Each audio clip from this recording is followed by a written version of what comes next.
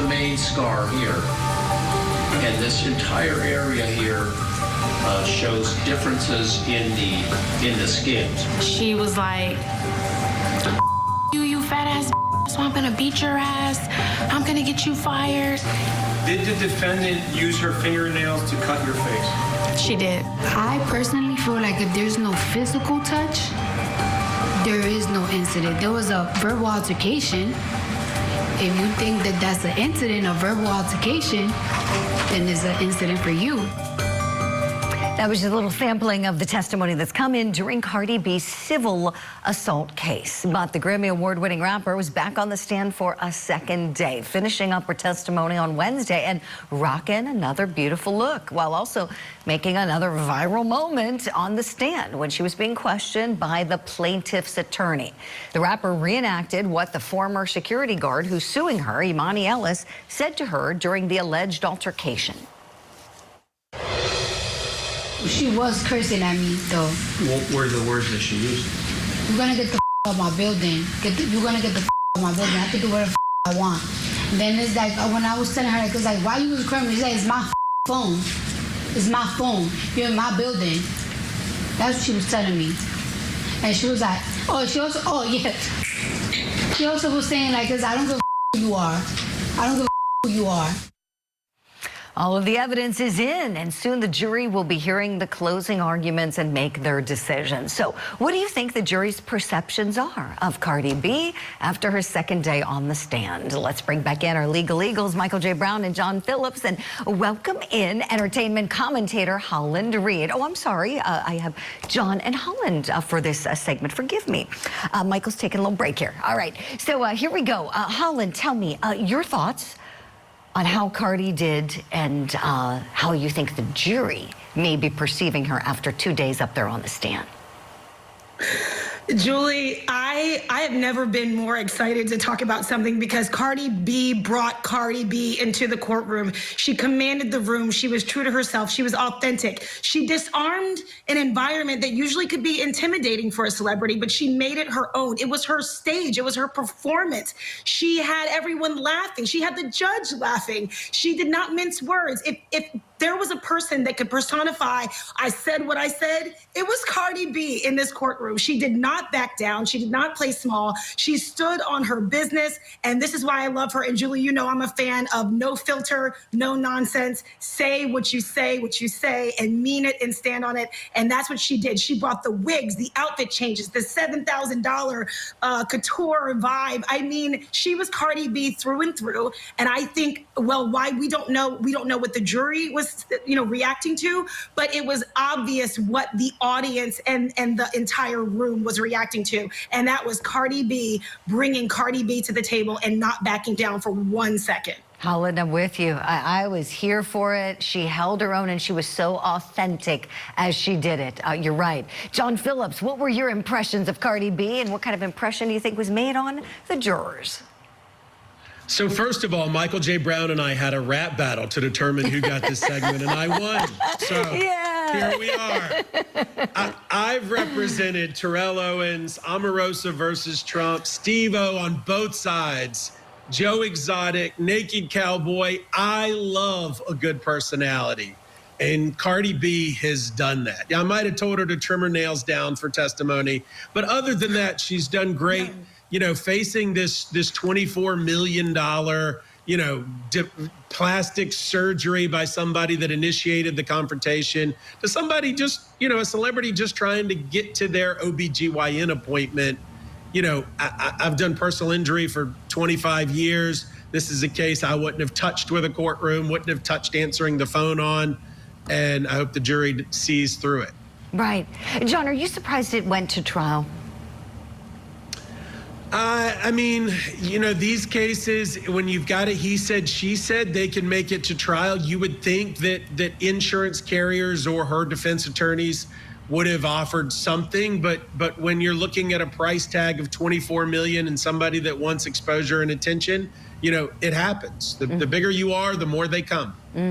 Sure. Yeah, I'm surprised somewhere along the line a judge didn't kick it. I can see why she went to trial. I can see why Cardi B went to trial, especially after I can't see any injury on the plaintiff's face. I feel like you need a magnifying glass to see this faint scratch that she got assessed 4 years later. Right, the photo we're looking at is 4 years later. Yes, so was it really from her? You know, we all, you know, can get scratches. I have another clip for you both. This was one of my personal favorite moments, her on the stand. And I tell you what, she owned that plaintiff's lawyer. Do you remember what you posted? I don't think I posted something. I'm not even sure if it was a comment or like if I did like a live or something. It had to be quick. I was like, that's a lie. Out of here, trying to get some money. What was that? I said, that's a lie. Out of here, just trying to get some money. Who's trying to get some money? She is. How do you know that? Because she sued me for $24 million. That was my favorite moment. Holland Reed, how about you? That was definitely one of my favorite moments. The other one was when she was defending herself by she was 3 months pregnant when this happened, almost 4 months pregnant, seeing her OBGYN. And she said, I couldn't defend myself if I wanted to. And the attorney looked at her, and I think I'm paraphrasing here, said, how did you know she's bigger than you? And she said, look, and she said, how do you know? She said, with my eyeballs. And so I'm sorry, my New Jersey's coming out, Julie, because I love it. That is the fierceness of her, and it matches with her authenticity. And also, she's not mincing words. She's not trying to play like this nice girl. She did not bring herself down to some ho-hum witness. She's like, no, this is what happened. This is what it was. So there's so many memes going out there, Julie, and this is just, I mean, one of my favorite court cases to watch by far this year. Yeah, I'm with you, my friend. I'm with you. And you know what? Thank goodness, you know, this isn't serious. I think that's the best part about it. Kind of reminds me, you know, of like when we had Johnny Depp, Amber Heard, and thank goodness everybody's here, everybody's alive and well, and you know, because you guys know, we see, you know, in the true crime cases, this is rough. This is fingernail gate is what this is. Let's take a look at some testimony from a few other eyewitnesses. We've got the office receptionist and the doctor who was seeing Cardi B that day when she was pregnant, as Holland noted, at that office building. And the receptionist revealed something interesting about her getting scratched, but not by Cardi B. Let's watch. It definitely didn't come from me. Okay, so that's out. You got two more. And Ellis and Cardi B. Or your own. was behind me. So the only assumption that I had was it was from Miss Ellis because she was facing me. Did you at any point use your hands to separate the two of them, Emani Ellis and Cardi B? No. Did you see Cardi B hit plaintiff? No.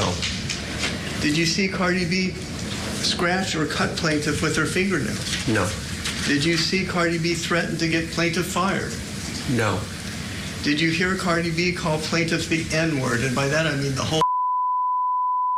No. Did you hear Cardi B call plaintiff fat or poor? No.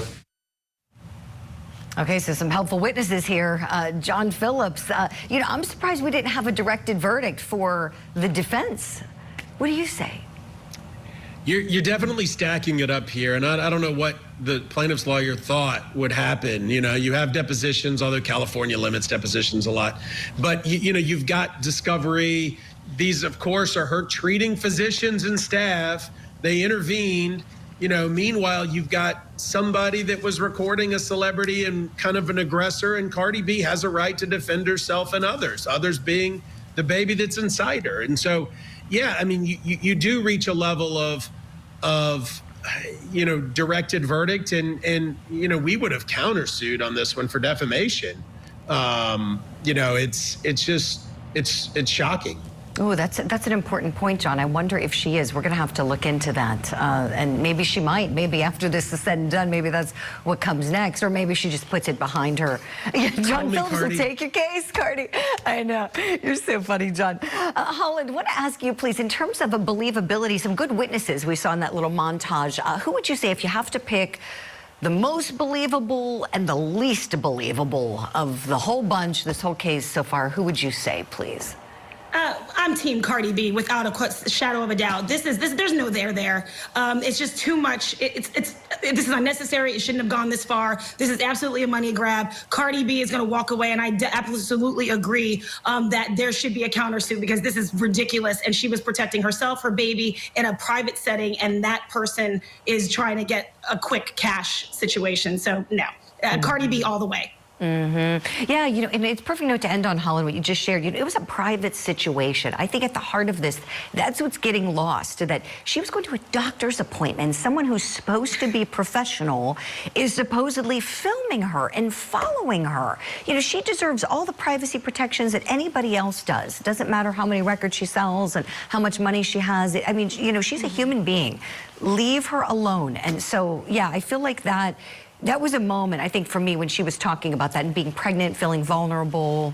Yeah, I would. And she said that, and she used colorful language when she said it, but she said that on the stand. That was another viral moment. She used the V word, and she said she did not want anyone knowing that she was going to a V doctor, and that's, yes. Yeah, you're right, Holland, that was. I know, we need to look back, do a montage of all the great moments. Holland Reed, we love having you on the show. Thank you so much for your commentary. John Phillips is coming with us. You do the same at home, please.